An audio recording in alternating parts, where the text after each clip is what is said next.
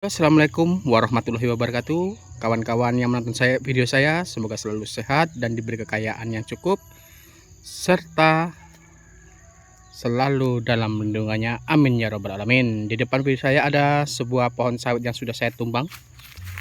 Ini dia. Rencana mau saya ganti pohon durian karena dekat dengan rumah, 2 batang.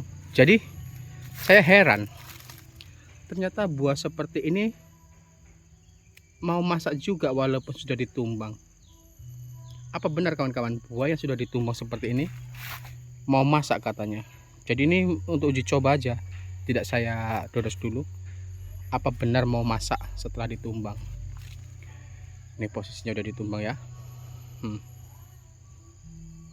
Sebagian sudah saya jual karena sedikit.